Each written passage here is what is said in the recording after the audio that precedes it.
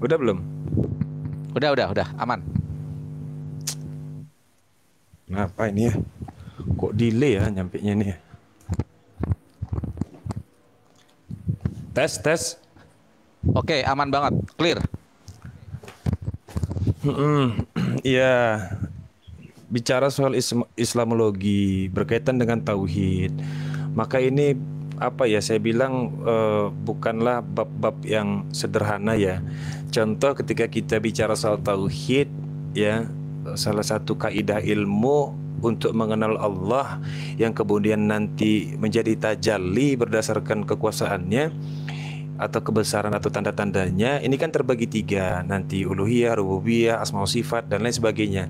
Tapi misalnya kita ambil saja misalnya salah satu faham dari apa ya, mazhab Asy'ariyah. Nah, kalau kita lihat bahwa Asy'ariyah ini adalah satu mazhab teologi sebenarnya yang tidak bisa disebut sebagai Mu'tazilah juga sebenarnya, tidak bisa ya. Karena justru faham Mu'tazilah ini berseberangan, bergesekan dengan, bertentangan dengan faham Asy'ariyah sebenarnya, kan begitu. Ini kan bersandar Betul. dari ya Abu Al Hasan atau Al Asy'ari dengan berbagai macam kitabnya. Nah, kita ada satu metodologi sebenarnya pada saat Imam Asy'ari menggunakan berbagai macam pendekatan, baik itu datang dari pendekatan rasional, pendekatan tekstual, lalu kemudian pendekatan ilmu, kan begitu, untuk bisa mengatakan bahwa apa yang Allah sifatkan terhadap dirinya itu mutlak, benar dan mutlak, begitu. Dan ada dasarnya juga bahwa apa yang Allah sifatkan terhadap dirinya itu benar dan mutlak, kan begitu. Asma wa sifat misalnya salah satu contohnya 99. Kalau kita katakan bahwa 99 itu adalah asma, nama yang disifati atau sifat yang dinamai. Kira-kira apa itu? Kalau kita menggunakan kacamata dari mazhab Asy'ariyah, bagaimana? Kira-kira apa? Kalau saya lebih Kan kepada begitu. nama yang disifati, bukan sifat yang diberi nama, tapi nama yang disifati. Karena yang Nah, membutuhkan sifat adalah manusia untuk sebagai konsep. betul, betul. Jadi sebenarnya itu adalah nama yang disifati. Maka ketika dikatakan bahwa seandainya ini salah satu contoh saja ya, Allah Maha Pengampun. Maha Pengampun. Pengampun itu berupa sifat atau nama sebenarnya, kan begitu. Nah, itu kan Sifat. sifat. Iya, itu kan sifat, kan begitu. Nama yang disifati artinya. Misalnya Ar-Rahman Ar-Rahim, pengasih. Dia mengasihi dirinya atau mengasihi ciptaannya? Tentu Ar-Rahman itu atau Ar-Rahim itu merujuk kepada ciptaannya. Maka dia pengasih dan dia penyayang. Gak mungkin dia mengasihi dirinya dan dia menyayangi dirinya sendiri. Kan mustahil itu. Maka ada juga sifat-sifat yang mustahil bagi Allah. Ada, kan begitu. Itu nantilah kita bahas bab-bab lain lah itu. Ada yang mustahil bagi Allah Ta'ala. Tetapi yang disepakati oleh seluruh umat Islam dalam hal ini, maka pada saat bicara soal asma sifat itu tetap merujuk kepada apa yang sudah tertuang di dalam Al-Quran dan hadis. Itu ya, itu hukumnya, itu hukumnya. Tetapi kalau bicara soal tajalinya zat Allah itu tidak ada yang lain. Itu hanya berdasarkan tanda-tandanya saja. Selesai, itu tajalinya. Selesai dia. Terlepas nanti dia dinamai bahwa kekuasaan itu bentuk salah satu sifat Allah atau salah satu bentuk asma Allah yang disifati, ya silahkan. Silahkan saja. Tetapi ketika bicara soal Allah sebagai zat, khalas, selesai dia. Nggak ada ukuran lagi, nggak ada konsepsi lagi di situ. Itu udah bukan wilayah konsepsi lagi dia. Ketika sudah bicara Allah sebagai zat. Tetapi pada saat bicara Allah sebagai nama dan sifat, yaitu baru kita boleh menggunakan berbagai macam kaidah-kaidah ilmu dalam Islamologi. Ya silakan aja, berbagai macam mazhab kita masukin ke sini. Gitu loh. Sederhananya seperti itu ya, sederhananya. Begitulah. Itu aja mungkin barangkali dulu Bang. Saya mencoba menangkap apakah benar yang saya tangkap ini. Saya ambil garis atau poin garis besar atau poin dari penjelasan Bang Nefrus ini. Boleh nggak saya bilang begini, bahwa kalau di dalam Islam itu sifat Allah itu bukan manusia yang memberikan sifat itu, tetapi Allah yang menerangkan, menjelaskan sifatnya. Betul. Tentang dia yang tertuang di dalam, terjuantahkan di dalam Al-Quran, kan begitu ya? Betul sekali. Nah, kemudian tadi saya sudah bertanya kepada teman Muslim, sekarang saya ke Pak Edo nih sebagai Kristen. Nah, kalau di Kristen sendiri bagaimana? Karena kalau kita bicara tentang konsep, boleh saya katakan bahwa itu produk pikiran manusia dari hasil analisis atau kajian, kemudian didapatkan sebuah tesis atau apa istilahnya dalam akademis itu, kesimpulan ya, kesimpulan gitu, atau Konklusi. sebuah nama atau sebuah konklusi atau sebuah istilah gitu. Nah, kalau di dalam kekristenan sendiri bagaimana begitu? Karena kalau dalam Islam bukan ulama yang memberikan sifat itu untuk Allah, tetapi Allah sendiri yang menerangkan, menjelaskan, menyebutkan tentang sifatnya yang tertuang di dalam literatur Islam, yaitu Al-Quran. Nah, kalau di Kristen mungkin Bro Edo bisa menjelaskan mungkin sifat itu bagaimana dengan konsep sifat dari Tuhan yang disembah oleh Bro Edo. Mungkin itu dulu. Makasih. Oke, terima kasih Uniripa. Tadi pemaparan dari sifat-sifat ya, karena Yesus sendiri ada sebuah sebuah tanda-tanda ya, di sana kan semiotik namanya ya. Kalau di dalam kekristenan kan menggunakan hermeneutika dan semiotik ini. Alan Robert kan mengatakan itu di dalam kanonisasi, proses kanonisasi itu ada kan pakai semiotik dan hermeneutik ya. Tapi sebelum Bang Edo, tadi ada ucapan biar sekaligus. Tadi ada ucapan Bang Edo kepada Bang Eko Widodo. Silakan Bang Eko untuk ditanggapi dulu ya, tadi tentang pemahaman Bang Eko yang tadi ada counter dari Bang Edo sendiri, Bang Edo sendiri tentang Asy'ariyah tadi dan Mu'tazilah itu sendiri. Silakan Bang Eko. Bang Eko masih bisa menangkap tadi ya, masih bisa menangkap poin dari Bang Edo tadi ya. Oke, lanjut. Bisa. Jadi begini Bang Yasin, memang dalam Islam itu tidak akan ada pernah penyatuan, nggak pernah. Jangan pernah berharap bahwa Islam itu akan menjadi satu. Karena Nabi sendiri mengatakan bahwa perbedaan itu adalah rahmat. Jadi jangan pernah berpikir bahwa akan ada otoritas tunggal yang dia akan menertibkan sesuatu di dalam Islam. Gak mungkin. Even itu dalam mazhab akidah atau dalam mazhab fikih. Karena memang itu diizinkan. Bahkan ketika Nabi Muhammad SAW masih hidup saja, saat itu Umar bin Khattab pernah melihat sholat para sahabat, salah seorang sahabat yang berbeda dengan dirinya. Lalu ditarik orang itu, dibawa ke Nabi. Dia bilang, saya lupa gerakan apa yang berbeda ya.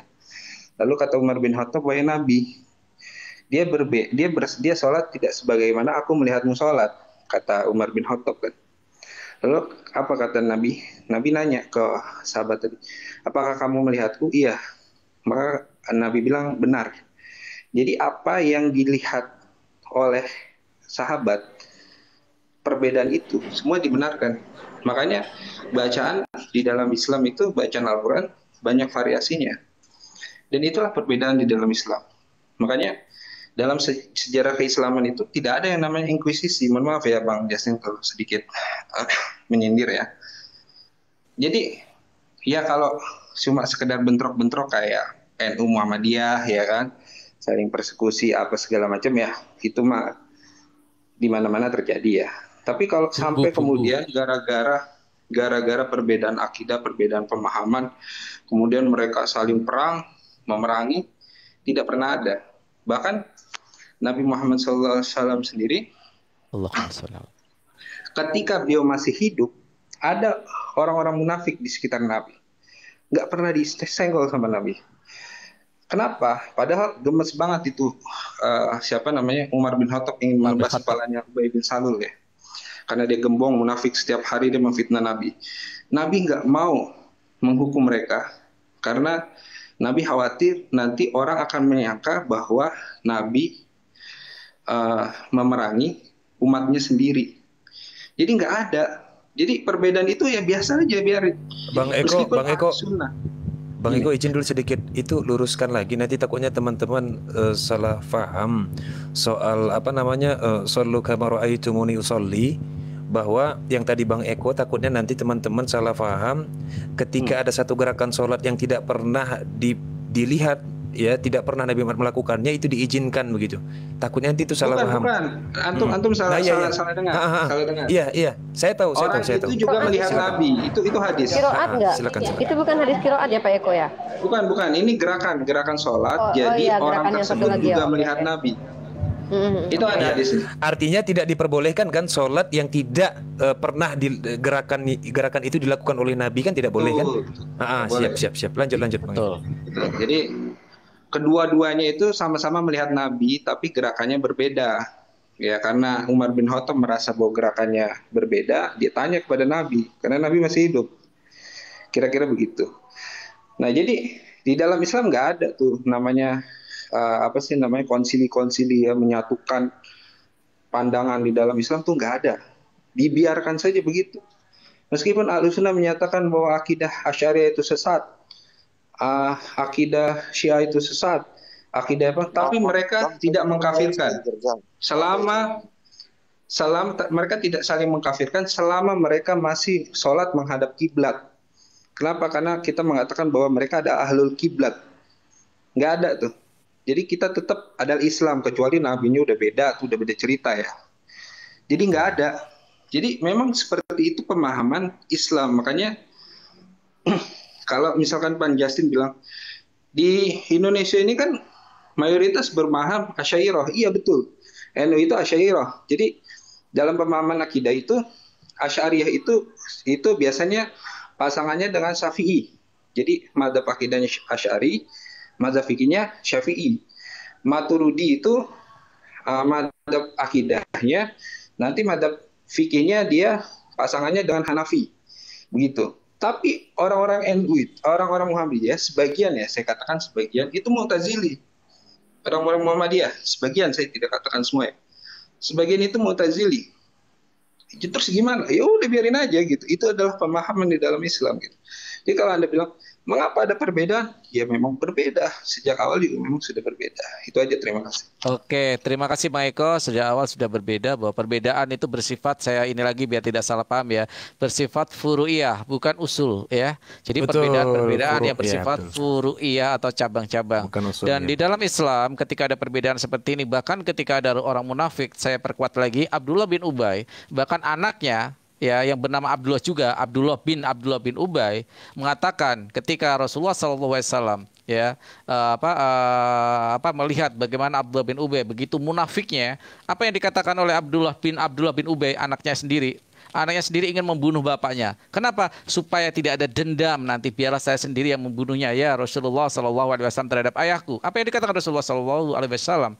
Jangan, bahwa kamu harus berbakti tetap kepada orang tua. Inilah luar biasanya Nabi Muhammad SAW. Ketika ada perbedaan yang bersifat seperti itu, bahkan orang munafik yang jelas-jelas munafik, Rasulullah tidak pernah memerangi umatnya sendiri. Ya, itu yang harus kita garis bawahi. Dan perbedaan di antara kita itu bukan bersifat usul. Tetap usulnya adalah Allah Subhanahu wa taala sebagai Allah, sebagai zat yang maha kuasa, hierarki tertinggi, baru setelah itu Nabi Muhammad SAW. Itu tidak pernah terbedakan seperti itu ya. Silakan Bang Justin untuk tanggapannya. Ya, mana nih yang saya tanggapi? Banyak. Ya silakan, kalau masih mengingat semua, tanggapin semua nggak apa-apa. Saya beri keleluasaan waktu yang lebih panjang kepada Bang Justin karena sendiri. Silakan. Ya, pertama ada kekhawatiran ya Pak Eko ketika saya mengangkat kayak gini. Saya tidak suka mengeksploitasi hal-hal yang remeh-temeh seperti seolah-olah saya ingin menunjukkan bahwa Islam itu tidak bersatu. Tidak. Saya mencoba untuk memurnikan hati gitu ya, supaya teman-teman Kristen ini belajar meningkatkan literasi. Jadi ketika dialog di TikTok itu tidak ad hominem menyerang Nabi Muhammad, Quran. Ayo belajar sejarah agama. Supaya apa? Teman-teman Kristen sendiri juga belajar sejarah kekristenan sendiri. Ya, saya mengangkat ini itu tidak pada posisi ingin mengeksploitasi, tidak. Nah, Pak Eko justru masuk ke ruang itu, seolah kekristenan itu ada inkuisisi, butuh konsili, artinya konsili itu tidak bagus, Anda itu bagus. Nggak seperti itu. Kalau ke arah seperti itu saya sangat bersemangat, Pak. Saya kan jadinya gebuk-gebukan, ya enggak. Nah, kalau segampang saja kalau Anda mau berlindung di balik, oh itu adalah suatu rahmat ini segala macam. Oh, kalau rahmat kenapa Asy'ariyah, Imam Asy'ari sampai mengkafirkan Mu'tazilah? Nah, kan Anda repot lagi jawabnya. Nah, saya tidak yakin Anda seorang Asy'ariyah. Jelas dari pendapat Anda tadi mendikotomikan antara Asy'ariyah dengan Ahlus Sunnah. Anda belum jawab. Nah, Ahlus Sunnah yang seperti apa? Nah, tapi ya sudah, kalau masuk ke situ nanti jadi sensitif. Justru yang saya ingin gali dari sini sebenarnya, Quran itu kan cara Allah atau satu-satunya boleh dibilang mungkin manifestasi dari eksistensi Allah. Karena itu perkataannya Allah. Sama halnya, kita tidak pernah bertemu, tapi perkataan saya sampai ke Anda. Anda memahami perkataan saya adalah saya. Anda bisa memahami siapa saya, seperti apa saya dalam batasan tertentu melalui perkataan saya. Karena perkataan saya itu sinergi dengan pikiran saya. Kan seperti itu. Nah, makanya saya tertarik membahas Quran. Saya tidak tertarik membahas Nabi Muhammad karena dia hanyalah Nabi, kan seperti itu narasi dari teman-teman Islam. Meskipun ada yang mengatakan di YouTube misalnya, Muhammad dengan Allah adalah satu. Wujud Allah adalah Muhammad. Ya kan sudah informasinya ada. Tapi saya sekali lagi tidak ingin mengeksploitasi hal seperti itu.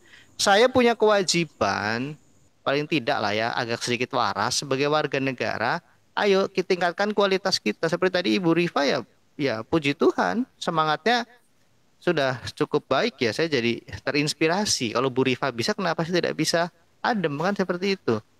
Jadi saya tidak akan membawa ke masalah hal seperti itu, Pak Eko. Saya tahu kok betapa kerasnya juga gesekan-gesekan dalam internal Islam kok. Nah, kalau di kekristenan juga justru konsili itu diadakan untuk menegakkan ortodoksi atau kelurusan dari ajaran. Karena dalilnya jelas. Para rasul itu yang berhak menjelaskan siapa Yesus. Makanya Rasul Yohanes dan sebagainya, Rasul Petrus, Rasul Paulus itu mengatakan objektivitas iman dari kekristenan itu terletak pada apa yang diberitakan, bukan siapa yang memberitakan. Nah, para rasul inilah yang mereka menjelaskan objek itu. Tidak boleh tidak. Para rasul mewariskan ajaran itu kepada yang disebut dengan gereja. Nah, konsili itu mekanisme di internal gereja. Bahkan para rasul sudah mencontohkan itu di Kisah Rasul 15, konsili pertama, untuk menyelesaikan permasalahan yang fundamental. Nah, yang fundamental itu ada dua, bicara teologi tentang Allah dan bicara kristologi tentang keselamatan. Karena Kristus adalah Allah yang menyelamatkan, Jehovah Shua. Dua hal itu yang disebut dengan dogma. Hal-hal yang sifatnya seperti liturgi lah, apa itu tidak dibahas sebagai dogma, itu sebagai ajaran yang sekunder, bukan yang primer. Nah, menjawab pertanyaan Ibu Rifa tadi ya, apa ya tadi ya, sebenarnya bagus tuh pertanyaan, bisa dihilang nggak Bu Rifa, tuh bagus tuh. Saya pengen jawab.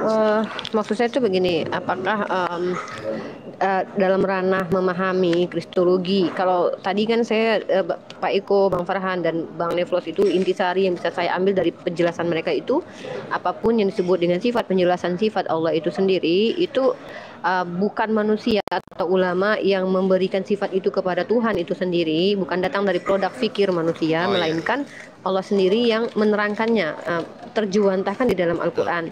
Nah, saya mempertanyakan bagaimana dalam ranah kekristenan. Tapi sebelumnya saya mau menyatakan ketidaksepakatan atas argumen Bang Justin tentang ini ya, bahwa satunya cara Allah menjuantahkan eksistensinya tuh melalui Al-Quran tuh saya tidak sepakat, karena eksistensi Allah itu bukan hanya bisa dikenali atau dipahami umat Islam dari firman Allah saja, karena Allah juga memerintahkan manusia untuk mempelajari ciptaan Allah itu sendiri. Maka dengan mempelajari ciptaan Allah, maka dari situ manusia bisa mengenal eksistensi Allah. Artinya bahwa Al-Quran sebagai satu-satunya cara Allah menunjukkan eksistensinya, itu saya tidak sepakat dengan itu ya.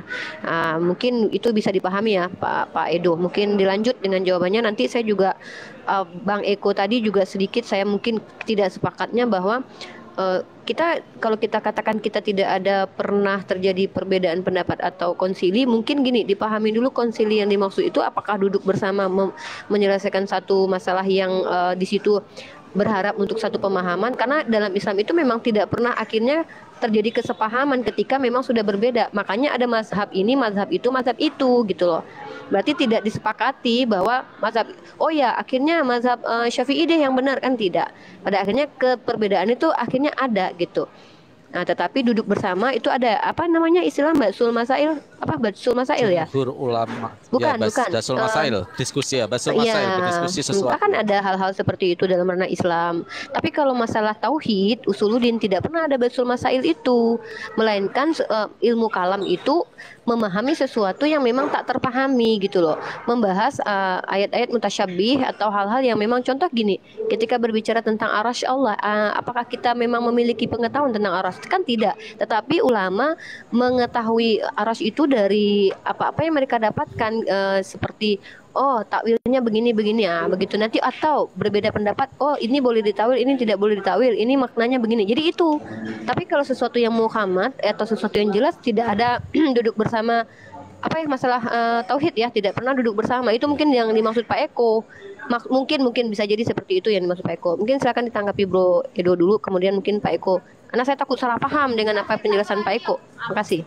Coba gini sedikit ya. Ini biar kita kunci aja dulu, biar nggak terlalu melebar kemana-mana. Intinya begini ya, kalau saya boleh sampaikan ke Pak Justin bahwa begini, terdapat berbagai macam mazhab, terdapat berbagai macam firqah. Contohnya, ini contoh ya. Ini saya ambil salah satu case Wahabi misalnya. Firqah itu ya, di mana firqah itu sering sekali membid'ahkan, bid'ahnya bid'ah dollah pula lagi, terhadap firqah-firqah yang lain. Nah, misalnya contoh, Allah itu jisim. Allah itu jisim ya, Allah itu memiliki tempat katanya. Apakah mereka bisa dikatakan mujasimah, fa mujasimah? Itu kita tidak bisa langsung mengatakan demikian ya. Tetapi segala sesuatu pengetahuan yang berkaitan dengan Islam itu bisa dibenarkan ketika memang pengetahuan itu bersandar kepada apa yang sudah dibawa oleh Nabi Muhammad SAW. Dia selesai sampai di situ. Ya, tapi kalau tidak pernah dibawakan ya pengetahuan itu dan tidak bisa disandarkan kepada baginda Nabi, ya berarti itu tidak masuk dalam kaidah ilmu Islam, sudah di luar Islam itu. Begitu, sudah di luar Islam begitu. Poinnya Bang Nevlos, dan itu pertanyaan ke Ya. Bro Edo juga dari saya itu, bagaimana dalam Poin- Kristenan gitu. Itulah itu poin dari Islam dulu. Kalau ke Kristenan nanti kan itu kan bahannya Uni kan untuk mempertanyakan demikian kan. Ya itu aja mungkin barangkali. Silakan Uni atau Bang Eko. Oke, Bang Asal Bro Edo paham itu Bang Edo pertanyaan. dulu, ya. Bang Edo dulu biar memaparkan semuanya ya. Nanti baru kita tanggapi dari tim Muslim ya. Saya sapa dulu juga Bang Kol. Selamat sore. Assalamualaikum warahmatullahi wabarakatuh. Waalaikumsalam warahmatullahi wabarakatuh, Bang Farhan. Masya Allah, barakallah. Terima kasih. Silakan Bang Justin untuk memaparkannya karena Anda Kristen sendiri. Saya kasih keleluasaan waktunya. Silakan. Iya, makanya tadi saya meminta Bu Rifa untuk mengulang ya, karena pertanyaannya bagus. Ini kesempatan saya untuk memberitakan kebenaran iman Kristen ya, melalui otoritas yaitu gereja. Nah, gereja dalam mempertahankan dogma itu ratusan tahun berperang melawan, bukan berperang fisik ya, berperang melawan para bidat ya, lebih dari 100 heresi di anatema dan tokohnya sekian, ada yang bertobat tapi ada yang diekskomunikasi, dikeluarkan ya. Jadi ajarannya di anatema karena ada dasar ayatnya ya, terkutuklah gitu. Di anatema itu kutukan supaya jemaat gereja itu tidak lagi mengadopsi ajaran itu. Makanya sejumlah apologet Kristen sangat keras ya, seperti mungkin saya, Aderion, Erben itu ketika melawan bidat itu yang sudah akut ya, kita sampai tidak mau lagi frontal dengan dia, tapi kita sampai melabeli mereka itu dengan ya bidat gitu ya, karena ada dasarnya, bukan subjektivitas kami. Nah, bagaimana tadi pertanyaan Bu Rifa kan bagus ya. Nah, gereja itu yang kita kenal dalam konsepsi trinitas ya, 3 yang 1, bukan 3 yang 3. 1 itu satu hakikat, satu zat gitu ya. Nah, tuntutan akan keesaan Allah itu menjadi topik utama kepada dunia saat itu. Karena kalau Yahudi sudah paham Mesias itu apa. Perbedaan kami dengan Yahudi saat itu adalah mereka tidak menerima Yesus sebagai Mesias. Tapi kalau Mesias itu sebagai pewahyuan Allah kepada bangsa Israel, itu jelas. Makanya orang Farisi sampai mengatakan, kami tahu Mesias itu akan hidup selamanya. Nah itu kan bersifat ilahi. Nah, terus kemudian tantangan tentang keesaan Allah, bagaimana kekristenan menjelaskan, itu terjadi di abad 1 ketika kekristenan merangsek ke agama-agama pagan, agama-agama gnostik gitu ya. Bahkan filsafat Helenistik atau neo-Helenistik gitu. Nah, itu dilakukan. Salah satunya adalah bagaimana kekristenan itu menjawab tentang monoteisme. Penyembahan kepada Yesus apakah berlawanan dengan monoteisme Yahudi? Nah, makanya Rasul Paulus sebagai rasul yang diutus ke bangsa-bangsa goyim atau bangsa kafir, itu 13 suratnya itu yang ditujukan kepada jemaat yang dia dirikan, itu jelas menjelaskan tentang Allah yang esa. Lalu siapa Yesus?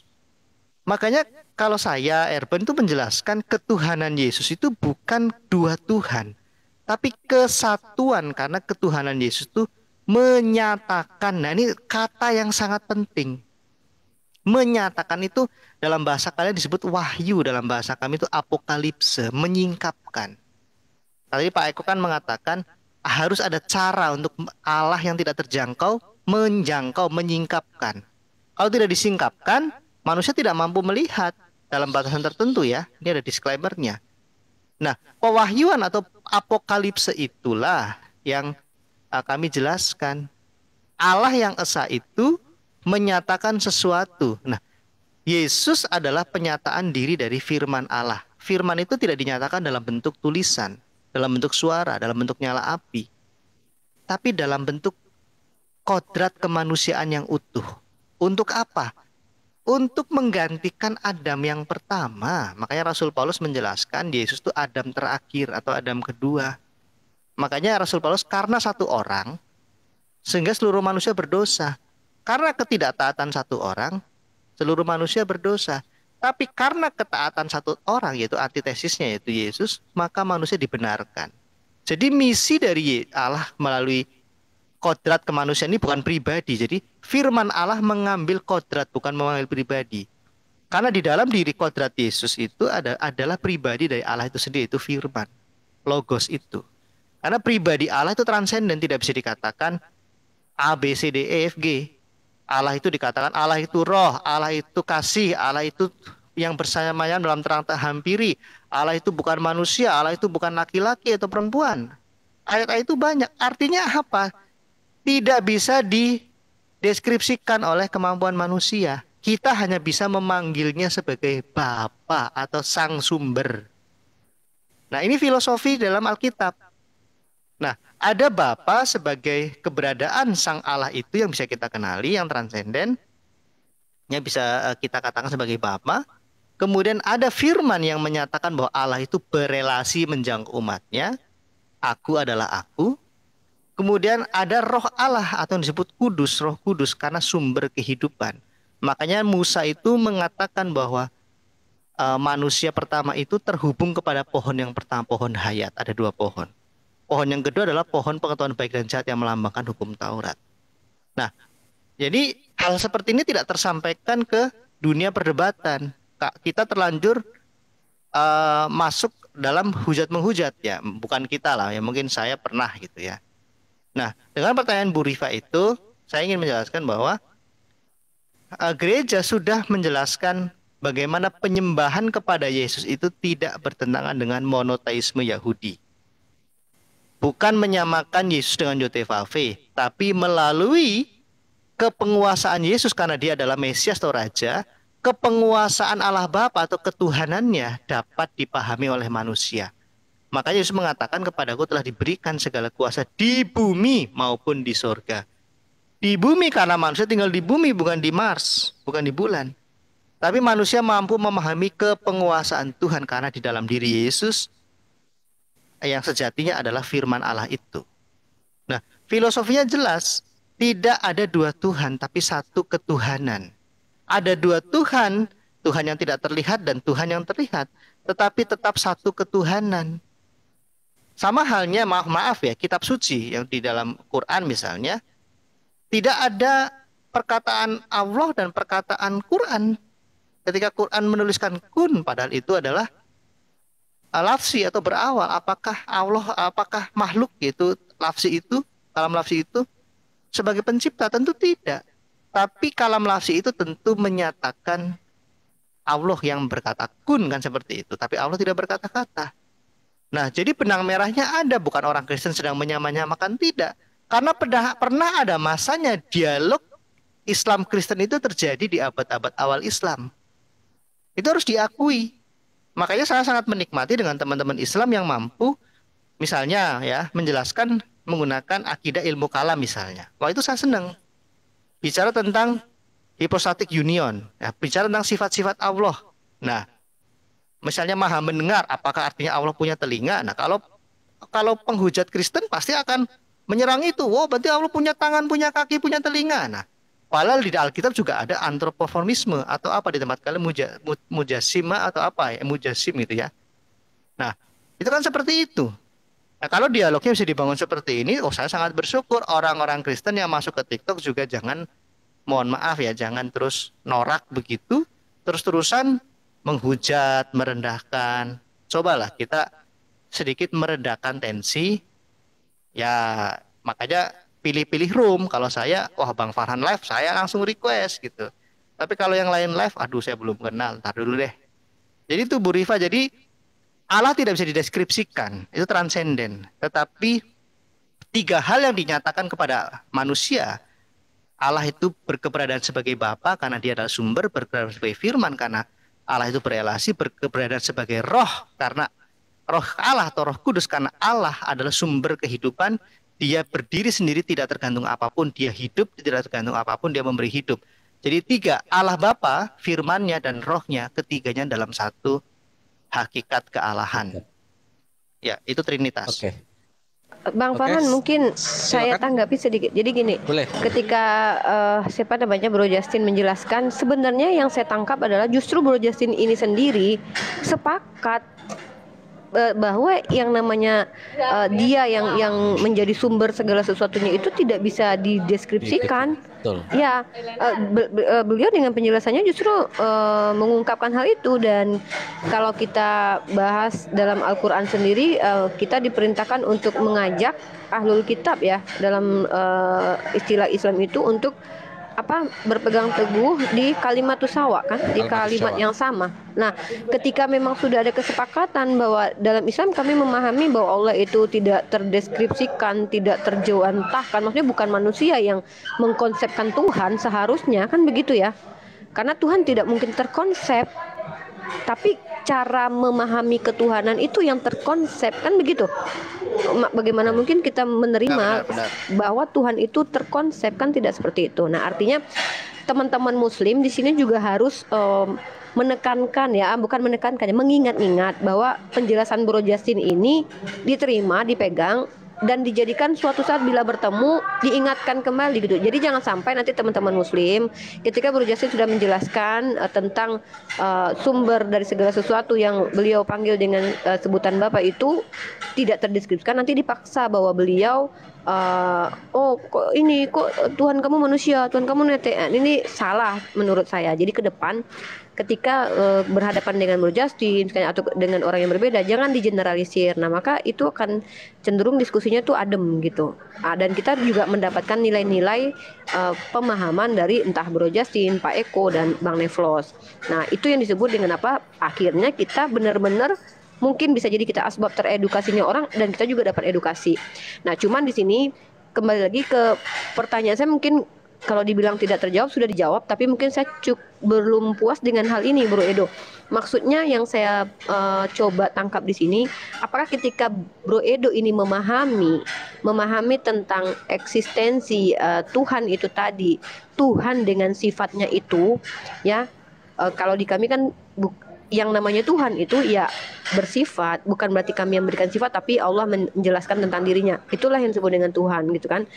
Nah, dasar pemahaman Bro Edo itu apakah bersumber dari Bible sendiri atau dari pengajaran bapak-bapak gereja, sebagaimana teman-teman saya yang Katolik mengakui bahwa ada beberapa pengajaran yang memang datang dari tradisi suci.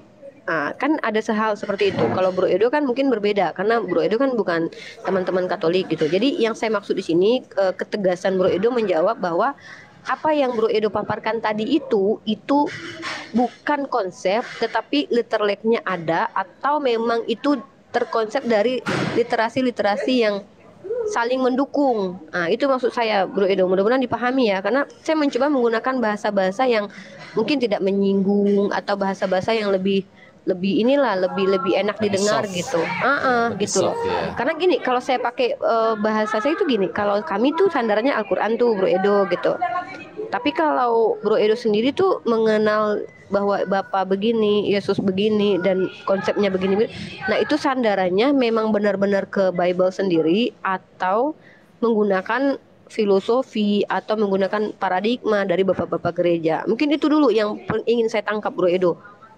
Makasih. Oke, terima kasih Uni Rifa. Saya juga tadi makanya menikmati sekali, agak lama tapi saya nikmati jawaban pemaparan dari Bro Edo itu yang benar-benar menjustifikasi kebenaran bahwa kita sama di sini, bahwa Tuhan itu selalu tidak bisa didefinisikan. Seperti di dalam ayat Bible juga ya. Di dalam Islam jelas laisa kamisli sayun, artinya tidak terdefinisikan gitu loh, tidak bisa diidentifikasi di sana. Hanya melalui kitabnya, ciptaannya. Quran surat Anbiya contohnya bahwa di dalam penciptaan alam semesta sesungguhnya ada ya petunjuk-petunjuk bagi orang yang berpikir, ulul albab di sana kan. Seperti itu. Saya setuju banget apa yang dikatakan Bro Edo. Makanya saya menikmati tadi jawabannya. Silakan Bang Eko, setelah itu nanti Bang Nevos dan Bang Kol. Silakan Bang Eko. Baik, begini. Ya, saya mohon maaf ya Bang Justin, tadi ke-trigger mungkin ya. Gini Bang Justin, kalau tadi bertanya soal Ahlus Sunnah memang banyak. Kalau mazhab akidahnya ada dua ya, ada Asy'ariyah, ada Al-Maturidiyah. Maturidiyah ini juga muridnya daripada Imam Abu Hasan Al-Asy'ari. Jadi mereka sebenarnya sama, hanya metodenya saja yang berbeda. Ini nggak perlu saya jabarkan lah. Nah kalau mazhab fikih ini ada 4, ada Syafi'i, Hambali, Hanafi, siapa lagi Maliki ya. Nah tapi Bang Justin, sekarang ini ketika pemahaman Islam mulai menyebar dan meluas, akhirnya disepakati bahwa faham-faham di luar tadi yang saya sebut selama tidak menyelisih mereka itu tetap dianggap bagian daripada Ahlus Sunnah. Contohnya apa? Orang-orang Salafi. Orang-orang Salafi itu kan dia tidak mau bermazhab, tapi dia mengambil mazhab yang sahih, itu menurut pandangan mereka ya. Mereka mengambil pendapat daripada Imam Az-Zahabi yang mengambil pendapat-pendapat yang rojih, yang paling kuat gitu. Jadi misalkan pendapat Imam Syafi'i ini yang di satu hal lebih kuat diambil. Nanti Imam Ahmad lebih kuat diambil di Imam Ahmad. Jadi dia memilih. Nah, mereka melakukan itu pun tetap dikatakan sebagai Ahlus Sunnah. Jadi memang agak luas kalau kita bicara Ahlus Sunnah itu. Nah, tapi begini Bang Justin. Tadi Bang Justin sempat menyinggung soal Muhammad dengan Allah itu satu. Itu kan sebenarnya paham ini ya. Ini saya sebenarnya kalau bahas di sini agak kurang enak ya, karena teman-teman belum tentu memahami semua ya. Ini kan paham tarikat ya. Tapi nggak apa-apa lah, kita bahas sedikit. Dibahas aja Pak Eko, tapi kalau bisa menggunakan bahasa yang tidak membuat shock aja gitu. Kita tahu ada tokoh-tokoh seperti Syekh Siti Jenar, itu kan ada. Jadi kita tidak menafikan hal itu sih. Begitu aja. Ya udah, yuk kita bahas supaya lebih dewasa menerima perbedaan. Yuk, nggak apa-apa. Jadi begini, saya juga udah pernah diskusi ini sebenarnya dengan Justin. Jadi sebenarnya begini, itu kan faham yang muncul daripada faham eksistensialis ya. Bahwa tadi saya sudah jelaskan soal eksisten. Jadi eksisten itu kan artinya satu kan. Jadi sama itu artinya satu, beda itu artinya dua. Kan begitu. Jadi kalau kita katakan bahwa ada eksisten di luar Allah, berarti Allah tidak maha kuasa. Itu dulu dasarnya tuh. Jadi Allah adalah satu-satunya eksisten. Nah, ketika dikatakan Allah adalah satu eksisten, maka kita adalah bagian dari eksisten itu. Kita adalah esensi gitu ya. Esensi daripada Allah Subhanahu wa taala. Karena kalau dikatakan bahwa ada eksisten di luar Allah, berarti Allah tidak maha kuasa. Kan begitu. Nah, jadi makanya di dalam Islam itu banyak bermunculan faham-faham ini ya, kalau Bang Uni Rifa tuh bilangnya filsafat Islam atau filsafat peripatetik. Itu banyak sekali mazhabnya.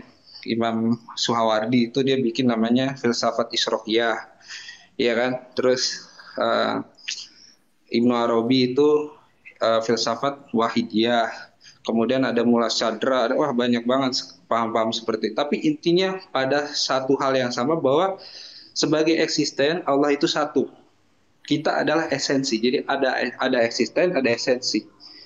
Jadi Allah adalah eksisten, kita adalah esensi. Gitu. Jadi kita adalah bagian daripada Allah. Gitu. Karena kalau dikatakan bahwa Allah itu eksisten dan makhluk adalah eksisten, maka ada dua eksisten. Tidak mungkin ada dua eksisten. Eksisten itu harus satu. Makanya tadi saya katakan bahwa ketika dikatakan bahwa Eko dan Justin itu sama, berarti kita sebagai satu eksisten. Sebagai apa? Sebagai manusia. Manusia itu satu. Gitu.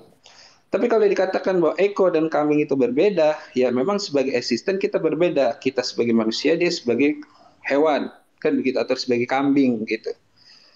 Nah, jadi kalau kita bicara sebagai eksistensialis bahwa Allah itu adalah Sang Maha, dia satu.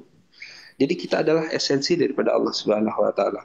Nah, esensi terdekat daripada Allah itu adalah Muhammad, yang dijelaskan oleh para pemikir Islam itu dengan Nur Muhammad.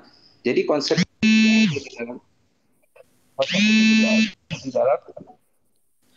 itu juga ada di dalam keislaman. Gitu. Jadi makanya saya dengan Justin ketika kita berbicara tentang siapa Yesus Kristus atau Isa alaihissalam, saya nggak pernah masalah. Saya tanya Mas Jis, nggak ada masalah. Karena kita juga punya pemahaman bahwa Nabi adalah manusia yang terdekat dengan Allah Subhanahu wa taala. Semua Nabi seperti itu, dia disucikan, dia dibersihkan, sehingga dia mampu berinteraksi langsung dengan Allah. Tidak mungkin sesuatu yang kotor berinteraksi dengan yang bersih. Kan begitu? Jazakallah khair. Jazakallah khair Bang Ziyah. Oke, saya lanjutkan lagi. Jadi tidak mungkin. Nah, jadi lalu di mana letak perbedaannya? Letak perbedaannya adalah ketika orang-orang Kristen menyatakan bahwa Yesus itu setara dengan Allah itu sendiri. Ya, ketika ada telepon ya. Iya, saya lanjut ya. Biar tuntas dulu. Silakan. Allah itu Tuhan Bapa itu dia setara dengan Yesus. Nah, itu terjadi perbedaan di situ Bang Justin. Tapi di soal bahwa Yesus adalah satu dengan Allah, itu kita nggak ada perbedaan. Karena apa? Di dalam Islam juga kita meyakini bahwa Adam itu diciptakan dari Ruh Allah.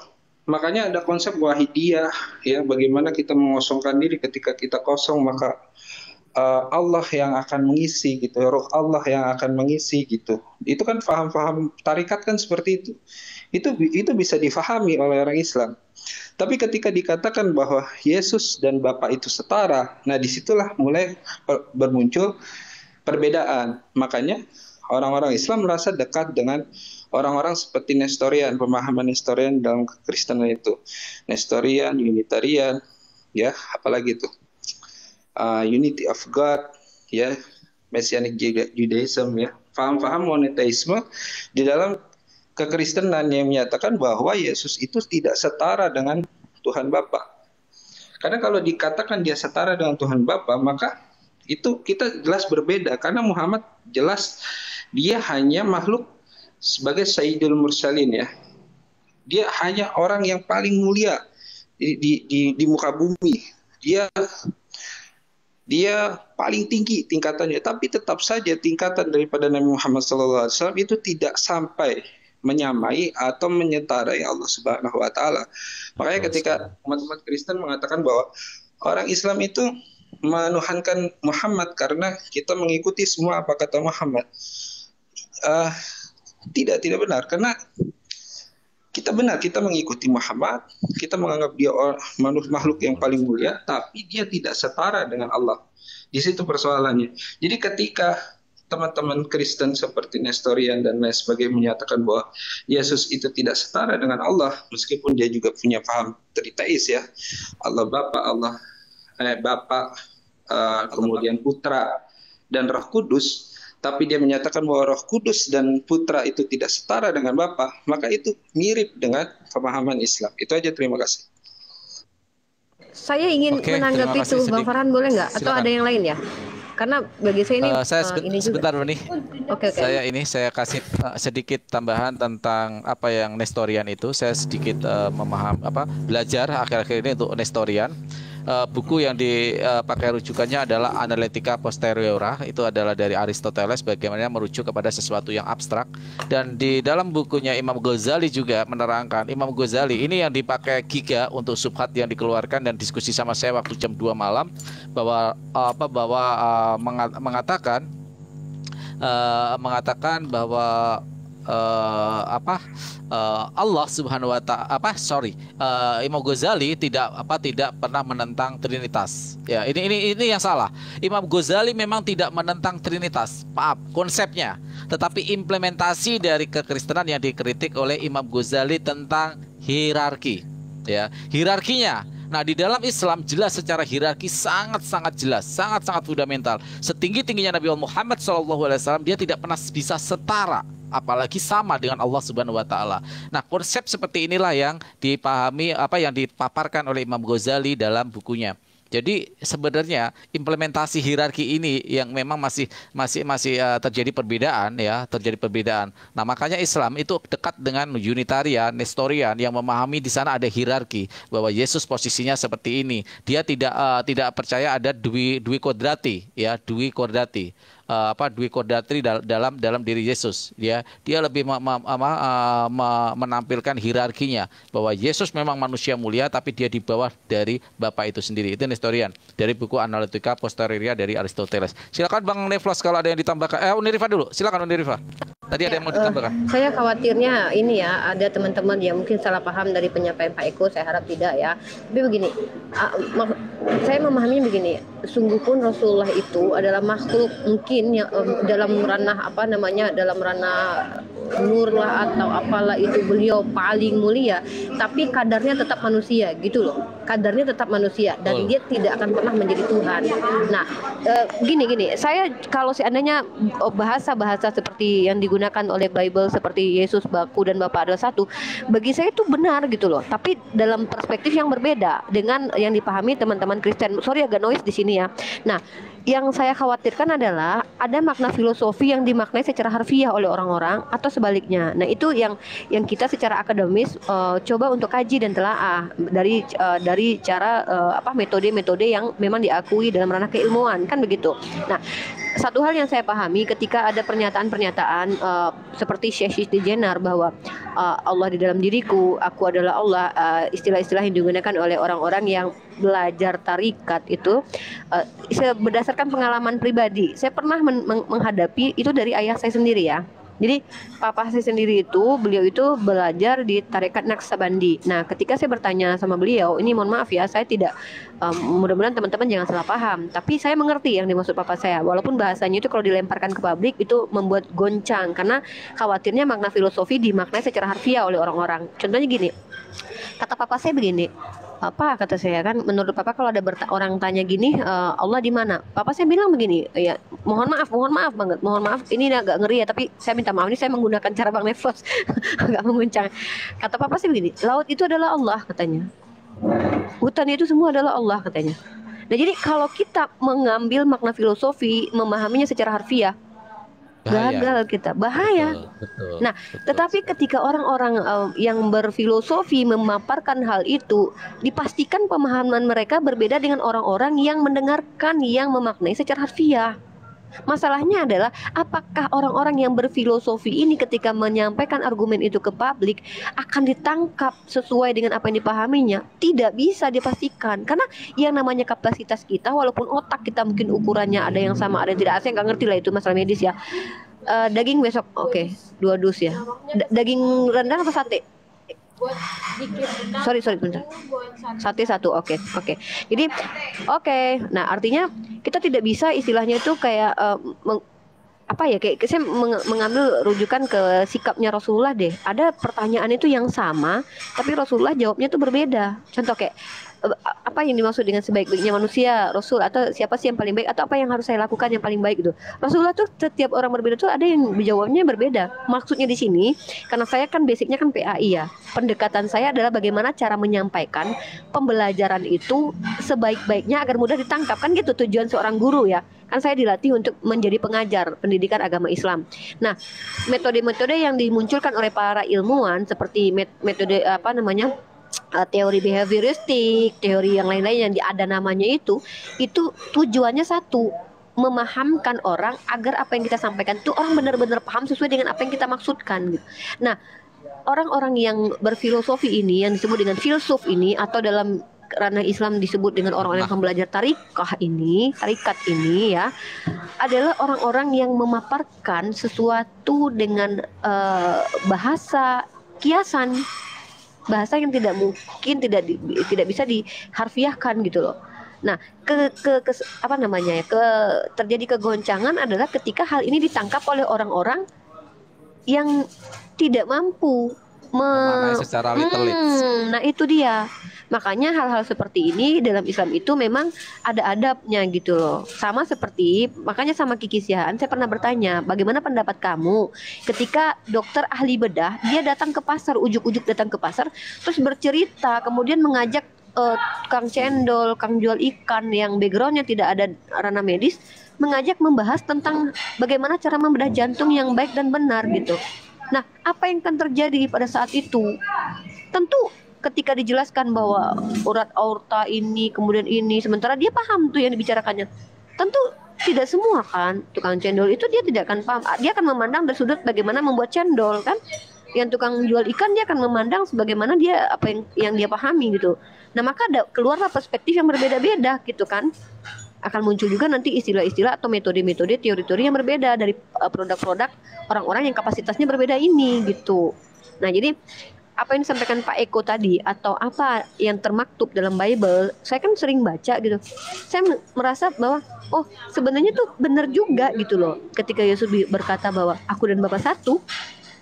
Tapi kan masalahnya adalah yang menjadi perdebatan selama ini ketika teman-teman Kristen menjelaskannya. Tetapi ketika penjelasan itu impact-nya adalah munculnya kesetaraan antara Tuhan dengan Yesus. Nah, seperti yang disampaikan Bang Farhan tadi ya. Nah, maka itu yang terjadi perbedaan antara kita. Oh, kalau kami tidak begitu. Kalau di teman Kristen begitu, ya sudahlah begitu kan. Nah, jadi yang menjadikan perdebatan itu adalah ketika kita tidak siap dengan perbedaan itu. Oh, saya tidak bisa. Oh, beda kalian mau kok gitu. Masa kalian gitu? Jadi pemaksaan itu yang memunculkan perdebatan. Nah, jadi mungkin itu saja dari saya, bahwa teman-teman yang muslim selama ini yang mengatakan oh, ilmu tasawuf itu jangan dibicarakan di publik. Sebenarnya saya sepakat untuk berhati-hati menggunakan narasi-narasi yang kaitannya itu ada kayak orang-orang yang belajar filsafat atau para tasawuf atau orang-orang tarikat, untuk hati-hati menjelaskan sesuatu kepada orang yang salah gitu loh. Maksudnya memahamkan sesuatu kepada orang yang belum bisa paham gitu. Gitu kalau dari saya sih, Pak Eko, Bang Farhan dan Bro Justin, silakan dilanjutkan. Oke, terima kasih. Saya sebagai contoh ketika Al-Halaj menggunakan kata aku al-haq, ya, al-haq. Padahal makna kebenarannya adalah, ini menurut Imam Ghazali, kebenaran al-haq itu adalah bahwa penciptaan Halaj, penciptaan dia al-haq itu adalah ada kebenaran di dalam dirinya dari esensi dari Allah Subhanahu wa taala itu sendiri. Jadi memang ranah-ranah yang berbau filosofis memang sangat berbahaya jika dipaparkan bukan kepada ranahnya. Jadi lebih kepada proporsinya dan konteksnya sebenarnya. Siapa audiensnya? Sebenarnya itu sebenarnya maknanya. Padahal kalau dipaparkan kepada orang-orang yang memang memahami secara tarekat, secara filosofis akan nyambung, akan ada relate di sana. Beda ketika dipahami dipahami secara makna berbeda orang-orang yang memahami secara literate ya itu. Oke, Bang Neflos silakan argumennya, nanti Bang Kalamus nanti setelah itu ada Bang Erben. Bang Erben sabar dulu, nanti saya naikkan setelah ini satu kali putaran lagi. Silakan Bang Neflos. Siap, Abang Pu. Oke, mantap ini. Saya sambil makan es krim nyimak, Abang. Naikin Bang Erben lah supaya bisa bantu. Jadi kita juga sambil ngerjain yang lain. Ya, jadi gini ya. Tapi kalau bisa dua tanggapan saya tanggapi supaya saya bisa. Oh ya, supaya nggak kelamaan ya. Oke. Kalau gitu siap. Saya sebentar aja lah. izin menyampaikan, nanti gantian sama Le Erben. Oh silakan Bang Kalamus. Iya silakan Bang Kalamus. Oke silakan. Bang audiens nih suaranya nih. Silakan Bang. Bismillahirrahmanirrahim, Bang Indo. Jadi gini, kalam itu hanya ada di dalam agama Islam. Ya bentar. Kalau di Kristen nggak ada. Jangan berharap gitu. Nah, jadi gini. Siapa yang berharap sih? Iya, jadi begini. Jadi gini ya. Ini bukan masalah berharap. Berbicara tentang kalam ya. Berbicara tentang kalam. Kamu jangan berharap Isa itu Yesus ya. Kalam itu ibarat kita itu mendetekkan kalimat-kalimat yang sempurna. Diibaratkan kan repot. Jangan pakai ibarat, bro. Dia itu kalimat. Ya Bang Kalamus biar udah, enak jangan ya, terguncang dulu lah. Enggak gini Jangan Bang ngomong Kalamus terguncang. Kamu turun, kamu Gini. level dialog di sini, bro. Bentar gini biar enak. Gini Bang Kalamus, kita berlaku ini aja, maksudnya biar kita ndak ada niat untuk nge-trigger atau menjadi asbab. Tadi ini gitu. Udah. Jadi Bang Kalamus ini aja, nanti dulu kita biar ini aja. Gini. Oke, saya definisi aja ya. Jadi, Mohon maaf. Kamu diam aja lah Kalamus, kamu juga nyontek lah. Audesis ini kan 233 orang, berapa persen yang sudah mulai pusing? Kira-kira berbagai macam istilah yang dibawa oleh para debater-debater di atas ini. Belum ya? Baik. Mari kita tambah lagi kepusingannya dengan berbagai macam istilah-istilah itu ya. Jadi tadi dibawa oleh ini es krimnya enak sekali. Jadi bersemangat ya. Dibawa datang dari pernyataan Bang Eko bicara soal dikotomi antara eksistensialis dengan esensialis. Bang Kalamus belum selesai. Nanti, Bang Neflos. Apa? Enggak, saya mau bikin pusing dulu biar nanti semuanya pusing. Kalamus turun ganti Erben itu lebih produktif. Sabar Bang Justin, saya nggak bisa didikte. Biar Bang Kalamus juga berhak untuk membuat narasi nanti. Bang Neflos diteruskan dulu, nanti Bang Kalamus. Silakan. Bang Erben nunggu dulu ya. Masih lama waktu, santai. Silakan. Jadi Bang Neflos. Kita jangan masuk dulu ke arah Tuhan. Kita jangan masuk dulu. Kenapa? Karena kita ini adalah orang baru. Yang mana orang yang jauh sebelum kita ada sudah membawa berbagai macam penjelasan dengan menggunakan metode pendekatan filsafat dan pendekatan kaidah ilmu yang lain.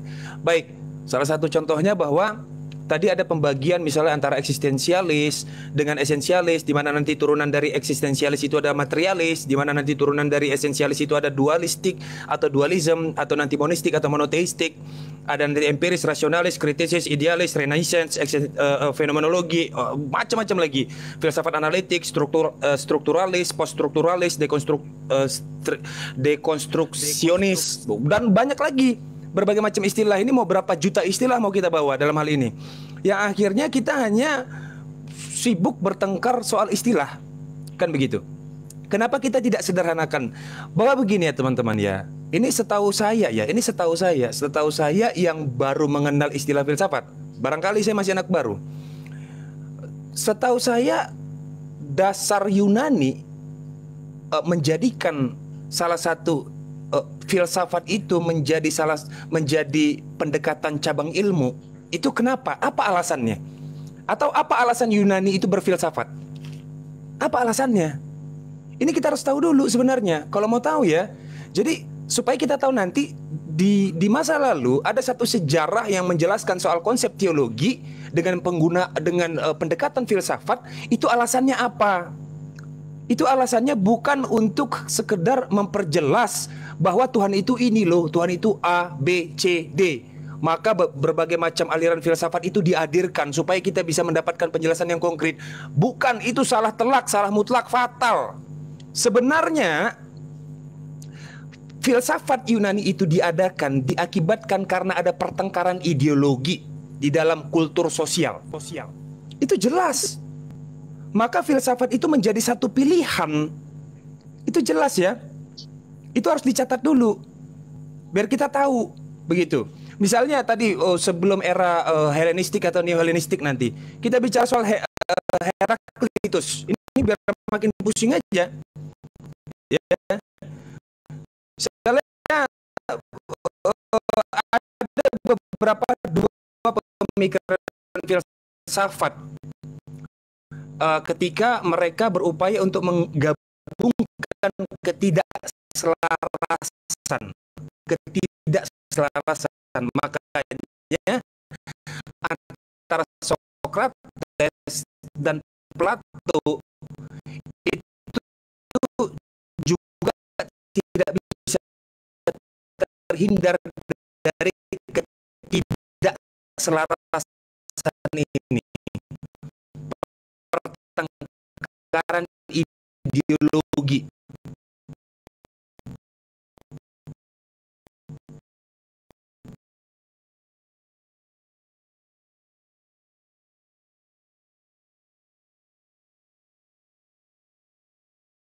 Tidak bisa menghindar.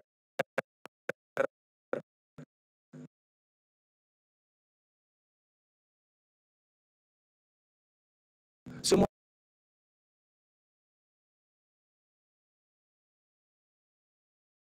orang itu punya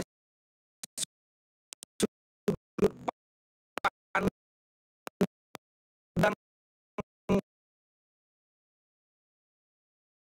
yang bermacam-macam antara Plato dan Aristoteles juga tidak bisa terhindar.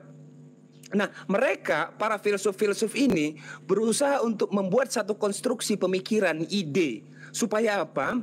Supaya semuanya itu bisa mendapatkan porsi, ya, mendapatkan porsi.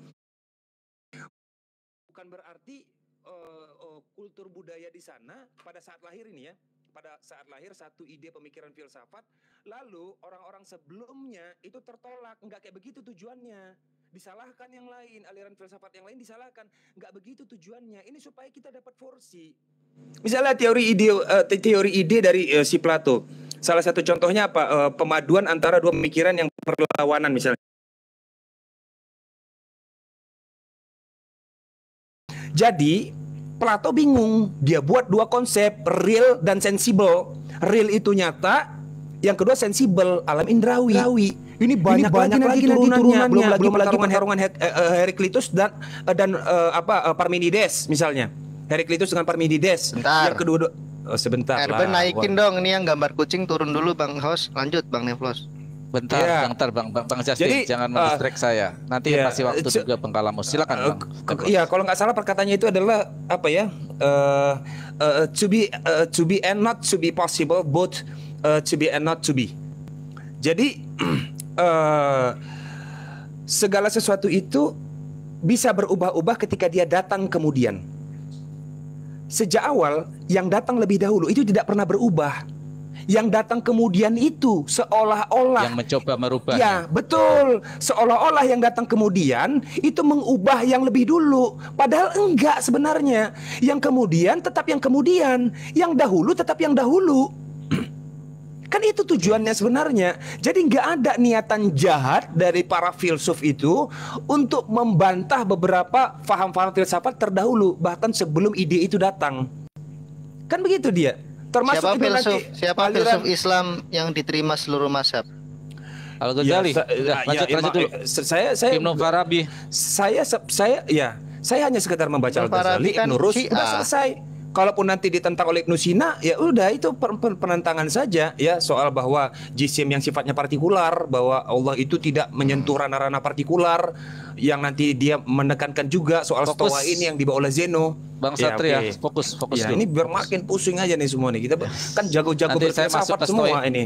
Kita masuk ke stokisme malah jauh lagi malah. Ayo Itu lanjut. tolong yang gambar Nah, kucing bisa diganti Pak Erben nggak? Bang Justin, tunggu dulu. Saya yang punya hak menentukan siapa yang turun dan siapa yang naik. Bang Reflos, 1 minute again, silakan. 1 minute ya, 1 minute ya. Oke. 1 minute. Naik kok viewernya. Berarti memang Ayo orang minta singa, untuk pusing ya. singa buat Bang Nevlos. Oke. Ya, jangan gitulah. Saya nggak apa-apa kalau cuman Billy yang dapat. Saya nggak perlu. Saya nggak butuh yang kayak aku gitu-gitu. temenmu, Bang. Jadi- Bercanda. Iya, nggak perlu. Jadi sederhananya adalah begini, teman-teman.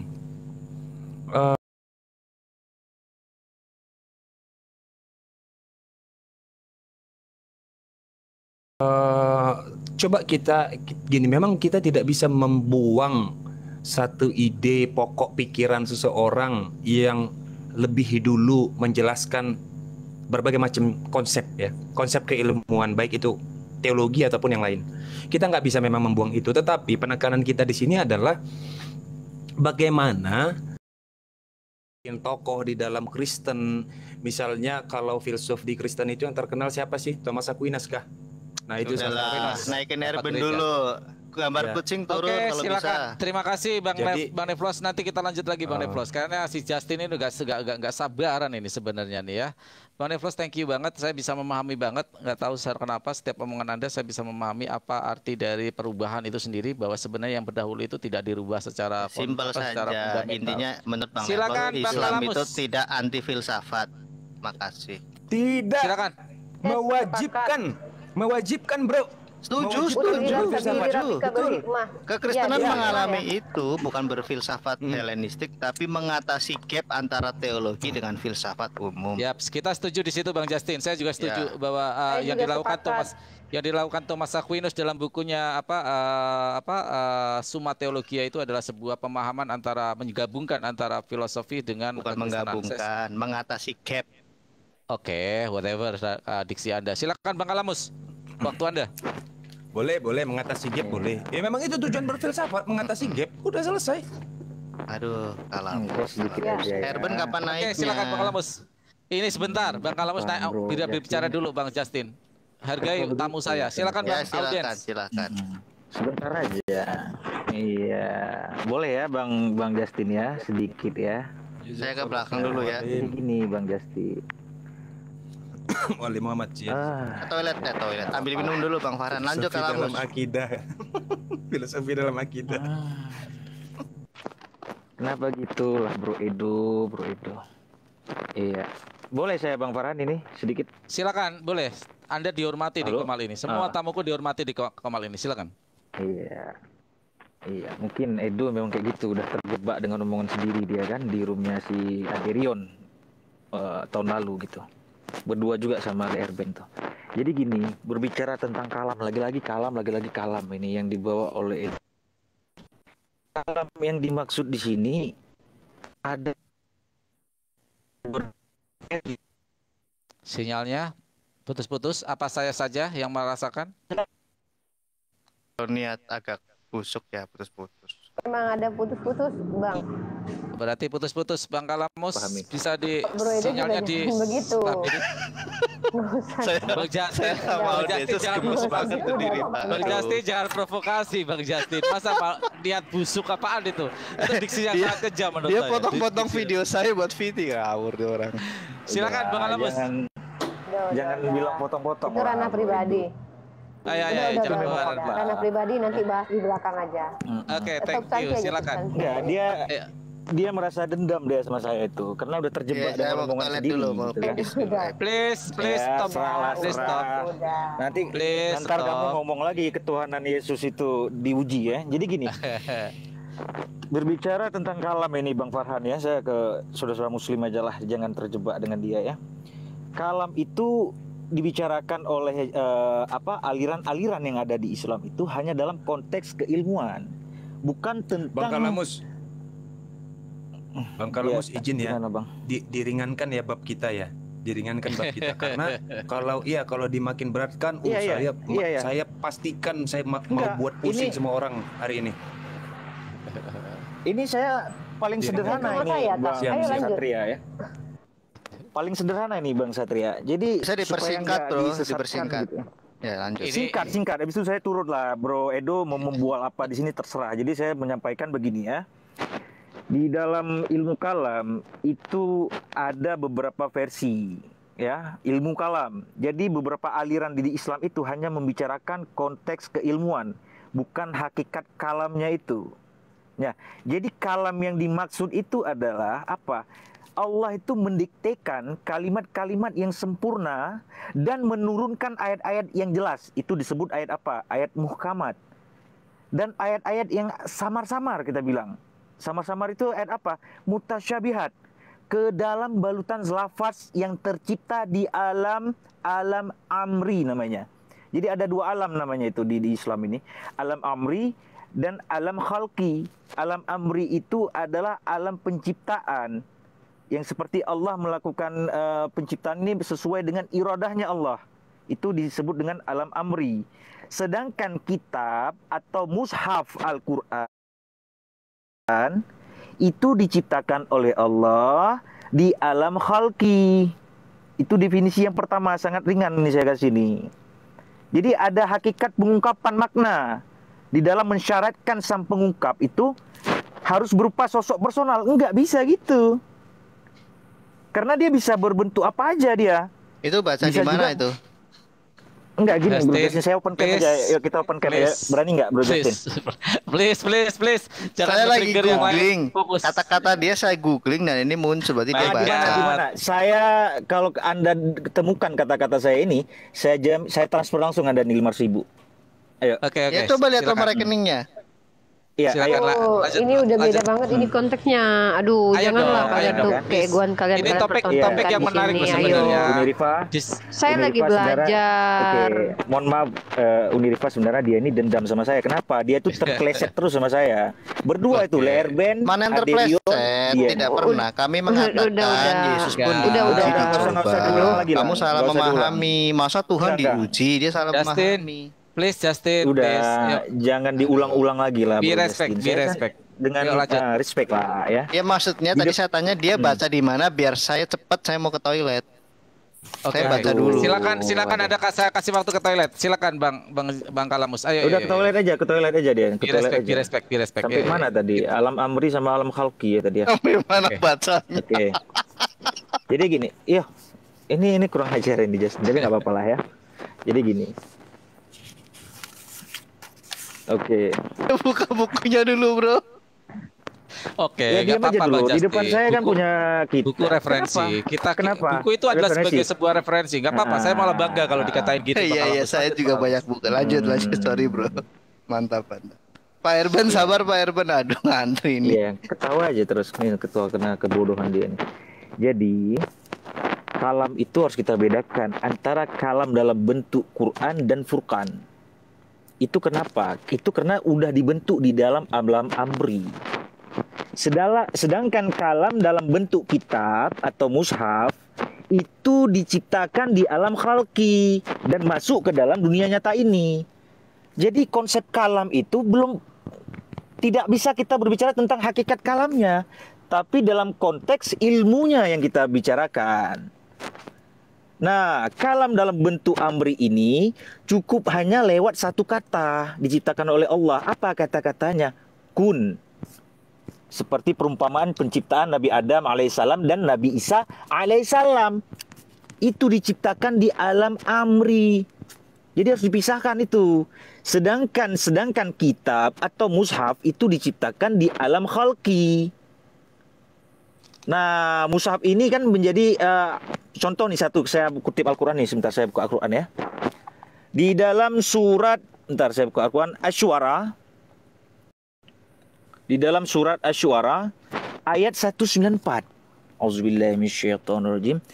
Nazala bihir ruhul amin ala qalbika litakuna minal munzirin. Al-Quran dibawa turun oleh Ruhul Amin. Kami sebut Ruhul Amin. Di sini apa maknanya? Malaikat.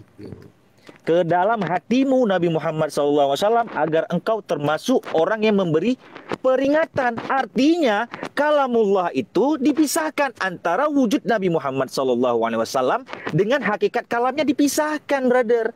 Jangan disamakan seperti firman yang menjadi manusia. No, nggak masuk itu. Jadi jangan dicocokmologikan ajaran Islam dan ajaran Kristen. Jauh berbeda. Berbicara tentang kalam lapsi, kalam nafsi, kalam ma'ani, nggak masuk sama sekali karena dipisahkan. Nabi Muhammad yang wujud, yang bereksistensi, tentu itu adalah ciptaan. Hakikatnya apa? Hakikatnya sebagai manusia. Tidak menjadi hakikatnya ruh, dia ada unsur keilahiannya, ya, yang mana keluar daripada Allah. Tidak, dipisahkan. Karena apa? Karena diciptakan itu di alam khalqi, bukan di alam amri. Makanya harus pahami itu. Ada beberapa alam di dalam agama Islam. Nah, Mantap, Bang Bro. jadi itu sedikit definisi dari saya. Saya nggak mau bertengkar lah sama Bro Edo ini. Dia udah berapa kali udah terpeleset sama saya ini. Itu Bang Farhan ya. Jadi dia fitnah dia bilang begini, video dia ini saya potong. Sebenarnya bukan saya potong di situ. Tapi terhenti videonya di situ. Terhenti, ya udahlah, mungkin segitu saja gitu kan. Nah, kejang-kejang dia sampai sekarang, kejang-kejang dari tahun lalu, dia kejang-kejang sampai sekarang dendamnya. Keren. Salut. Oke, privacy, ya, masalah privacy. Oke. Bang Kalamos, thank you banget Bang audiens. Iya, saya luar biasa, Bang, alam amri, alam khalqi itu sangat luar biasa. Thank you banget memberi perspektif yang berbeda ya. Itu yang membedakan antara kita dengan saudara kita Kristen.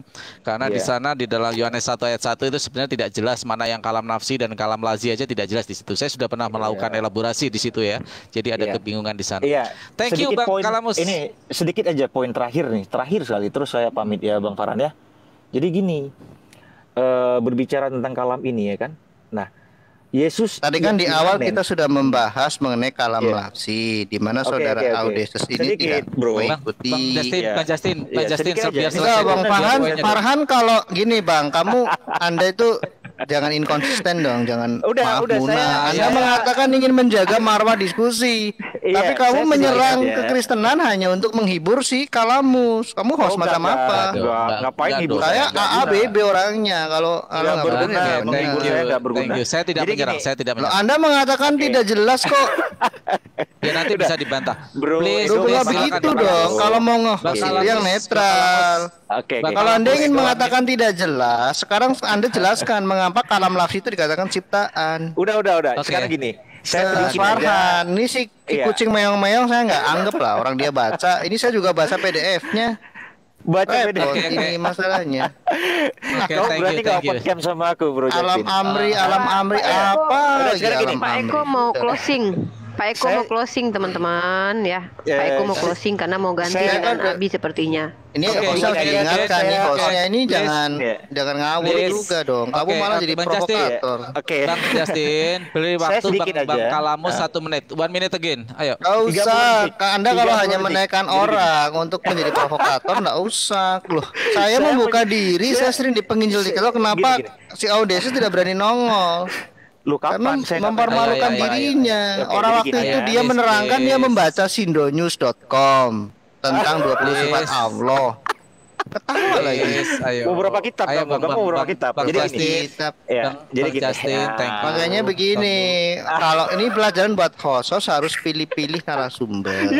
Diskusi yang sudah dibangun dengan baik, Pak Eko tadi. Bang Farhan, itu Pak Eko mau closing statement. Oke, thank you. Biar lebih Bang Kalamus, thank you banget keilmuannya. Thank you Kalamus, thank you sudah membaca. Bye bye. Nggak diizinkan. Naikkan Urban. Saya takut sama Kalamus, serius saya takut. Enggak, dikit ilmunya saja. banyak. Saya closing. Enggak, Bang Jasin sedikit. Saya sangat takut. Tadi ini Pak Erben sudah menunggu setengah jam nih hostnya. Saya mendukung Bang Kalamus tetap di sini. Hostnya punya hati nurani tidak. Karena sudah Kristen mau naik, punya hati nurani tidak. Ya udah, Bang Farhan ambil sikap aja. Bang Farhan ambil sikap. Karena kalau enggak gini kita nggak akan Enak deh. Saya nih hostnya nggak punya berhak untuk sifat sebentar. sih. Saya berhak memberikan waktu 1 menit Bang Kalamus. Ya nggak bisa Silakan begitu. semuanya. Anda kalau memberikan gini, saya ke semuanya, saya tantang Kalamus debat H2H lawan saya sekarang, yang lainnya turun, dimoderatorin oleh Bang Farhan. Kita bahas. Gimana? Ini tantangan gentleman ini. Gentleman Saya artinya lagi open camp. bersemangat kok malah Gimana? diturunin. Ya nggak asik Nggak. lah. Iya. Ya, Tantangan artinya silakan open turun camp. dulu supaya tidak ada gangguan. Saya supaya Bang gini Justin, terpuaskan. please, Bro Edo, please. Bro Edo, Saya tantangan yang artinya open punya camp room. gimana? Saya yang punya room. Gak usah Kalamus, open cam bro, gak usah open cam. Bang Gini, Kalamus, kalau kamu Bang mau Kalamus. ketemu saya, kita ketemu di luar negeri gimana? Luar Eh, negeri di please, mana? please, Saya di please, Jakarta please. gimana? Kamu mau tidak? Saya kasih tantangan kamu, kita ketemu di luar negeri mau? Bukan Aduh, maksudnya jangan itu dendam, open Bang. camp supaya nggak ketahuan Nah, baca. kalau gitu mau loh. laki-laki gebuk-gebukan Bang jangan di Justin. sini bro, Bang Justin, jangan di Indonesia. Kasih paham Bang Bang Justin. Kalamus. Kenapa? Bang Nah, Justin. makanya jadi orang tuh jangan sombong, open kan, Oke. tidak Bang perlu Justin. seperti itu. Kita Bang Justin, sama-sama please. makan nasi. Oke. Bang Justin, Nah. thank you banget. Bang Kalamus, saya kasih waktu 1 menit, saya hargain. Nggak Anda. usah, Nanti Bang gini, Edwin saya langsung butuh naik. ketegasan Anda sebagai host. Anda mengatakan ingin menjaga marwah diskusi ini. Sekarang kalau mau tidak usah 1 menit, ya 2 jam debat sama saya. Tentukan topik Kalamus lawan Justin. Saya detik nggak akan boleh, mengatur Bang waktu. Justin. Kenapa nggak 30 berani? detik ya nggak boleh. Kenapa nggak berani? Saya berani tapi open camp supaya tidak ada fitnah. Saya Nah, buka usah Google. open camp. Sekarang yang dibutuhkan adalah ya otakmu, bro, bukan Oke, wajahmu. oke, please. Oke. Please, Saya 30 please, detik please. terus saya cabut Bang Justin. Nggak ke usah, WC kamu dulu, 30 nggak apa-apa. detik meninggalkan sampah itu apa namanya perilaku dari orang yang tidak jantan, bro. Oke, Loh, justru saya- Kamu malu nggak sama seniormu di sini tadi nih yang biasa berdebat? Oke, Saya belum pernah melihat kamu berdebat H2H 30 menit 1 jam. Please, Selen. Saya sudah tunggu. Nah, udah ya. Jangan Udah, dibahas lagi. beres. Ya. Jangan. Kan jadi host yang tegas lah. Ngawur ah. Aduh, jangan di framing lagi. Saya tuh host paling tegas. Bahkan kalau perlu saya yang turun, mau saya yang turun. Runtuh semua. Bukan nanti Bang malah. Farhan. Bahkan- Maksudnya yang perlu dihimbau Justin tidak perlu mengeluarkan narasi yang terkesan ada ini ya, ada Nggak, Anda nggak usah ngajarin saya kenapa tadi Nevos Anda tidak Anda tegur. perlu saya ajarin. Nevos, kenapa kamu tidak ajarin si tadi Kalamus? Aduh, kamu ini mentang-mentang udah dapet Bukan saya netral. Ya sudah kalau netral nggak usah komentarin saya. Saya tidak komentarin kamu. Kita percayakan dong sama host. Nggak usah kamu bela-bela Kalamus. Orang dia lagi ngomong kamu bilang bagus-bagus kok. Bagus apanya? Memang bagus dong. Pak Eko bagus mau apa? closing. Ya, Jangan diintervensi dong. Ya sudah stop. Saya kalau Kalamus keberatan saya. Tapi kalau yang lain tidak keberatan dari tadi oke saja. Thank you Pak Eko mau semuanya. closing. Kita Pak Eko kasih mau waktu closing, kesempatan Pak Eko karena mau ganti Ustadz Abi Abdurrahman. Pak Eko silakan waktu saya kasih sekitar 5 menit untuk melakukan closing. Nanti Pak Erben juga nanti saya kasih waktu yang sama. Tapi kayaknya Saya sapa Justin dulu, saya deh, soalnya tadi Oke. apa namanya Oke.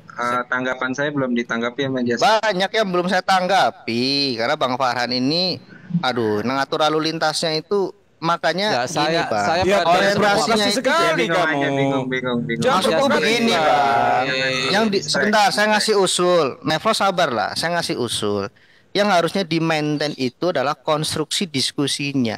Saya juga sulit memaintain jawaban tanggapan karena ada yang sifatnya pertanyaan, ada yang sifatnya pernyataan. Saya sudah catat.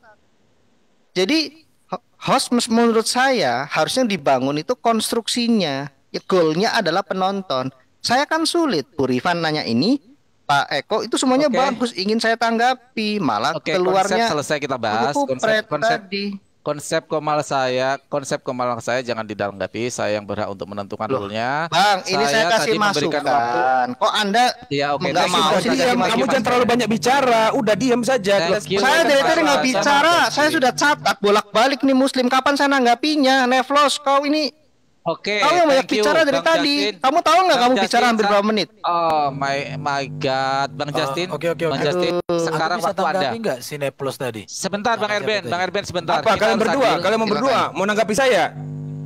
Bang Neplos, please. Ayo Loh, Bang Justin, Neplos, waktu Anda. Neplos. Waktu Anda. San. Waktu Anda sekarang untuk tanggapan Nah. dari Bang Saya Eko kasih dan Pak Bang Erben.